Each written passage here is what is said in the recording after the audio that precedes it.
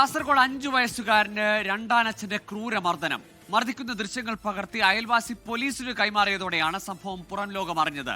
രണ്ടാനച്ഛനായ ഷൗക്കത്ത് അലിയെ Vidyanagar police arrest ചെയ്തു.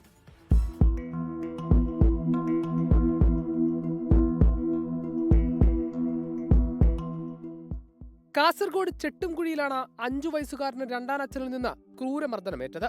കുട്ടിയെ മുടുക്കി കുത്തിപ്പിടിച്ച് ഷൗക്കത്ത് അലി നിരന്തരം മർദ്ദിക്കുകയായിരുന്നു.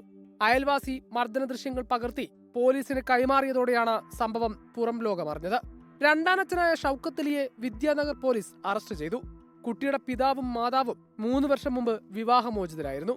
കോടതി നിർദ്ദേശപ്രകാരം 4 മാസം മുമ്പാണ് 3 കുട്ടികൾ മാതാവിനൊപ്പം താമസിക്കാൻ തുടങ്ങിയത്. അയൽവാസികളെ എനിക്ക് വിളിച്ചിട്ട് പറഞ്ഞു, നിന്റെ കുട്ടികളെ ജീവനത്തോട് വേണമെന്നുണ്ടെങ്കിൽ കുട്ടികൾ എത്രയും പെട്ടപ്പോൾ കൂട്ടി കൊണ്ടുപോകണമെന്ന് പറഞ്ഞു. സ്ഥിരം തല്ലാറുണ്ടെന്ന് അയൽവാസികൾ പറഞ്ഞു. 3 മാസത്തോളായി കുട്ടികൾ മർദ്ദനത്തിനിരയായിരുന്നു. മർദ്ദനമേറ്റ 5 വയസ്സുകാരൻ ചികിത്സയിലാണ്. 24 കാസർഗോഡ്.